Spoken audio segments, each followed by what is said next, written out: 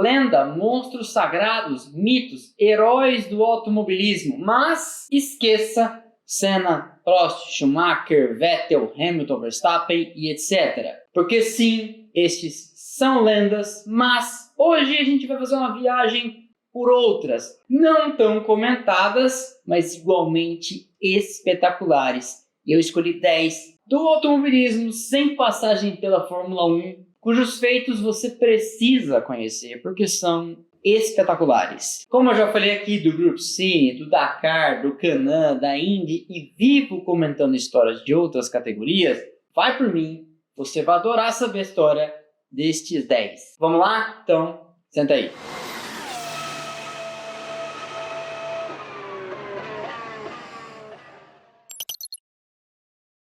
Richard Petty é um sinônimo da NASCAR. Embora esteja empatado com Dale Earnhardt e Jimmie Johnson com 7 campeonatos da Stock Car americana, NASCAR é a sigla em inglês para National Stock Car Association, ele tem 200 vitórias contra 76 e 86 dos outros dois. Não à toa tem o apelido de King, o rei. Vem de uma dinastia de racers. Seu pai, Lee Petty, foi o primeiro tricampeão da NASCAR, lá no começo. E coube a ele, Richard Petty, a honra de vencer a primeira Daytona 500, lá em 1959. Petty, inclusive, é o nome de uma avenida chegando no oval. Já passei de carro lá uma vez. Não conheci o lugar e quando vi o nome da placa na rua, falei, puxa vida, esse lugar realmente tem tudo a ver com o cara. Inclusive me cobrem num papo com Cássio Cortes outro dia. Fiquei sabendo de uma história muito interessante sobre a vitória de número 200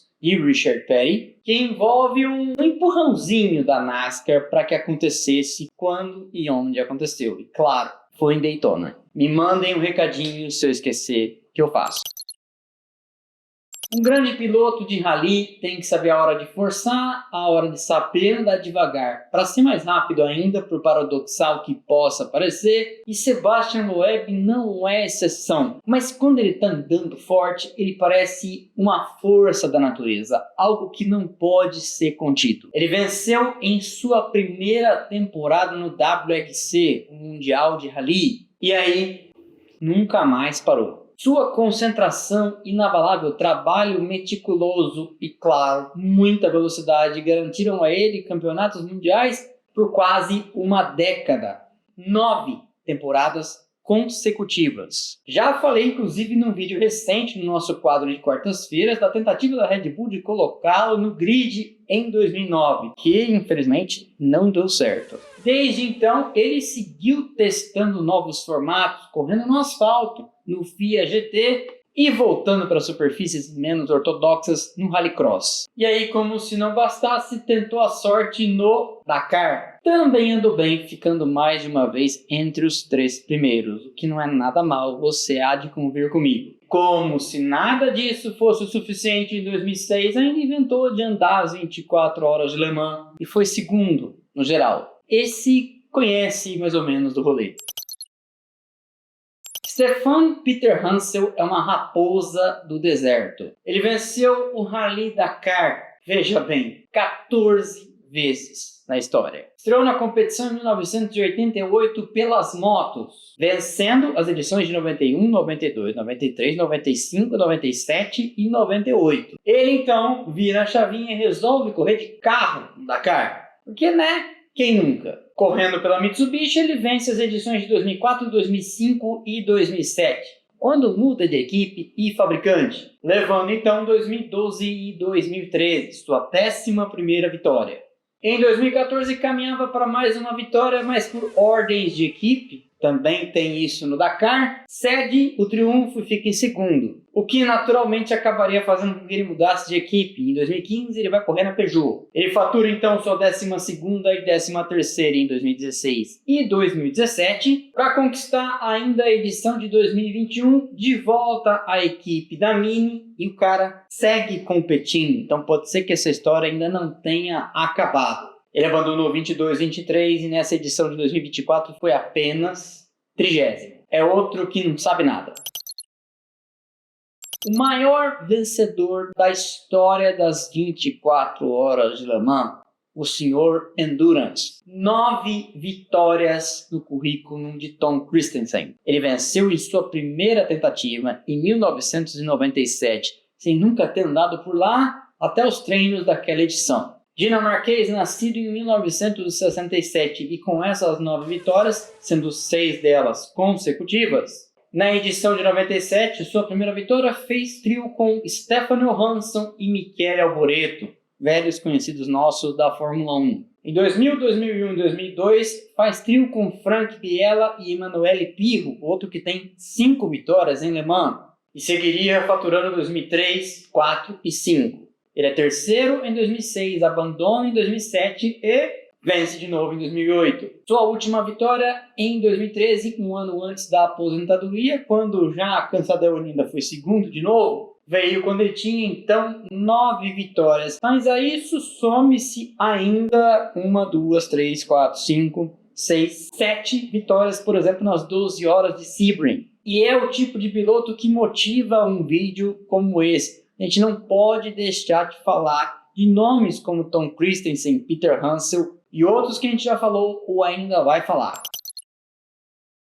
Anthony Joseph Foyt, mais conhecido como A.J. Foyt, é possivelmente a lenda máxima da história do automobilismo americano, porque apesar de ele ser sinônimo de Indy, ele também venceu outras coisas muito importantes, incluindo aí nesse pacote uma vitória de Ford GT nas 24 horas de Le Mans de 1967, correndo naquela equipe de Carroll Shelby. Correu na Indy entre 1957 e 1992. Venceu 67 provas, tem 120 pódios e 53 pole position. E foi 7 vezes campeão da categoria sob a administração da USAC. Se você não sabe do que eu estou falando, veja o vídeo da história da Indy e você vai entender que a categoria foi mudando de órgão regulador ao longo dos anos. Nascido em Houston, no Texas e filho de um mecânico, já sabe, né? O caminho era natural. Aos 11 anos de idade, roubou o carro do pai correndo pelo jardim de uma chácara que eles tinham, destruiu com tudo, inclusive com o carro, mas acabou escapando de uma bronca e de uns tapas, porque o pai, também um racer, estava justamente numa corrida, enquanto o filho ficou sozinho em casa e entendeu que talvez tivesse ali um prodígio. E que prodígio! Venceu as 500 milhas de Indianápolis em 61, 64, 67 e 77. As 24 horas de Le Mans em 67 também, ou seja, teve um ano em que ele venceu 2 das 3 mais importantes provas do automobilismo mundial. A Daytona 500 em 72, as 24 horas de Daytona em 83 e 85, ano esse em que ele também levou as 12 horas de Sebring. Digamos que seu A.J. Foyt entendia razoavelmente da arte com o guidão na mão. Michele Mouton causou tanto impacto no rally mundial como o carro que ela pilotou. Seu nome tornou-se sinônimo do Audi 4, carro com que ela fez miséria no Mundial de Rally. Conquistou 4 vitórias num time imbatível da Audi, inclusive uma delas aqui no Brasil. 9 pódios e era temida pelos marmanjos da época e tinha ao seu lado também uma navegadora mulher. Com o lindíssimo 4 e sua tração integral, tendo então Fabrizia Pons ao lado, faturou os rallies de San Remo, Portugal, Acrópolis e, como eu já comentei, Brasil. E é por muitos chamada de a dama do rally. Scott Dixon é uma lenda ainda ativa com 21 temporadas completas na Indy, em que ele conquistou mais de 50 vitórias e contando, porque ele segue competitivo. Corre sob a bandeira da Nova Zelândia, é neozelandês, mas nasceu em Brisbane, na Austrália, em 1980. Disputou até aqui 363 provas. Tem até o momento 57 provas, 140 pódios, 32 pole positions. Venceu a Indy Lights, categoria de acesso, em 2000, o primeiro título na Indy em 2003, a primeira Indy 500 em 2008, levando ainda o título daquele ano, 2013, 2015, 2018 e 2020, pelo menos até agora. Corre no INSA, corre no WEC, corre em Le Mans e onde bota a mão, ou no caso, o pé direito, anda pra cacete. E é daqueles que com certeza eu apresentaria a mão tremendo na hora de cumprimentar. Scott Dixon é foda. Sabine Schmitz é chamada de a rainha de Nürburgring por vários motivos. Para começo de conversa, porque ela nasceu em Adenau, uma cidadezinha dentro do circuito, que é um imenso parque rodeado de florestas. Os pais eram no ramo de hotelaria e buffet, ligados aos eventos que aconteciam na região, e inicialmente ela ia seguir esse rumo profissional. Morando na região, tornou-se uma especialista no Inferno Verde. Quando eu falo Nürburgring, talvez nem todo mundo saiba, aquele traçado original de 21 quilômetros e mais de 200 curvas. Foi a primeira mulher a vencer as 24 horas no geral. De acordo com suas próprias estimativas, deu ao longo da vida 20 mil voltas pelo lendário circuito. Pilotando pela BMW com o modelo M3, então, ficou conhecida pelas duas vitórias que conquistou em 96 e 97, virando depois ícone coach até falecer em 2021. Tazio Nuvolari era um cara tão rápido, tão veloz, tão impetuoso ao volante, que conseguiu dois feitos. Um, convencer Enzo Ferrari que o negócio dele não era atrás do volante, e sim administrando equipes. E dois, disseminar por aí a fofoca, a lenda urbana de que ele tinha pacto com o coisa ruim, com o cão. Porque só isso explicaria seu nenhum medo pelo perigo numa época razoavelmente perigosa. É uma das três lendas pré-Fórmula 1 das eras de grandes prêmios, ao lado de Bernd Rosemeyer e Rudolf Caracciola. Entendia de mecânica, era extremamente rápido, não tinha medo de nada, como eu comentei, e desenvolveu uma estranha habilidade de pilotar engessado. Já contei, inclusive, essa história em uma pequena grande história aí para trás, de quando ele caiu de moto, quebrou clavícula ou bacia, não me lembro mais, e pediu para o médico engessá-lo na posição de pilotar, porque ele tinha uma corrida e não poderia perder. Tornou-se famoso, inclusive, por frequentemente fugir de hospitais. Sua história tem mais de um relato nesse sentido, e numa época extremamente perigosa com motores dianteiros, acabou vendo sua saúde declinar por causa da fumaça que ele inalava do motor na frente ao longo de muitos anos pilotando. Acabou morrendo na cama, vítima de um derrame. O segundo, contrariando os prognósticos de gente que achava que pilotando daquela forma, sempre de pé cravado, um dia iria morrer na pista. O último da nossa lista, Walter, acho que é Röhrl que fala. Como é que é, editor? Walter Röhrl. É tido por alguns como o maior piloto de rally de todos os tempos. Além de incrivelmente veloz, conseguia vencer campeonatos do Mundial de Rally, inclusive no seu auge, na época do Grupo B, às vezes abstendo-se de participar de algumas etapas, especialmente aquelas em que havia grandes saltos, porque ele dizia: sou piloto de carro, não sou aviador, não gosto de voar. O que fazia com que as várias equipes por onde ele correu, passou pela Audi, passou pela Lancia, e elas brigavam pelo seu talento, tivessem que trabalhar estratégias, resultados e pensar ao longo do ano no que fazer, já que em pista com grandes saltos ele simplesmente não andava. Venceu o rally que é considerado o mais difícil de todo o circuito do WRC 4 vezes, o de Mônaco, e era incrivelmente veloz em todo tipo de superfície, cascalho, terra, asfalto, neve, o que viesse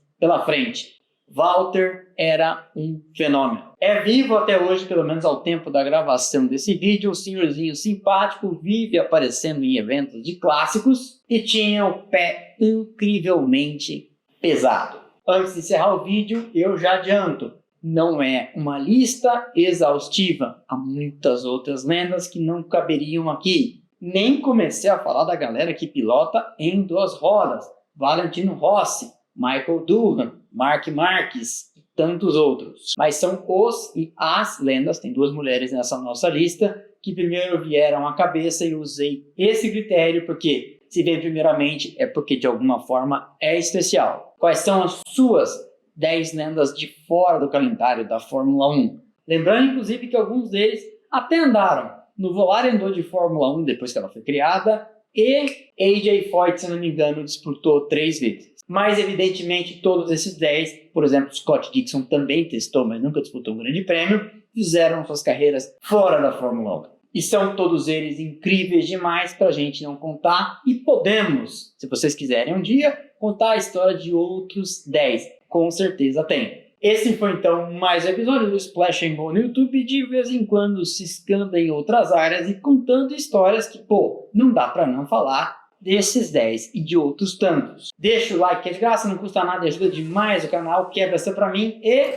deixe com a gente a sua hypada. Essa nova ferramenta do YouTube para você seguir avisando ao algoritmo que gosta desse canal e do seu conteúdo. Assim, ele segue disseminando a gente por aí, internet afora. Beleza? Se você quiser receber notificação de cada um dos nossos vídeos, aqui embaixo temos nossos links de Telegram e de WhatsApp, onde você entra e passa a receber um recadinho no instante em que eu publico cada um dos vídeos. Você também pode acompanhar a gente nas nossas redes sociais, Instagram, Threads, Twitter e TikTok, onde tem conteúdo a toda hora, todo dia. Beleza? Então é isso. Valeu e aquele abraço.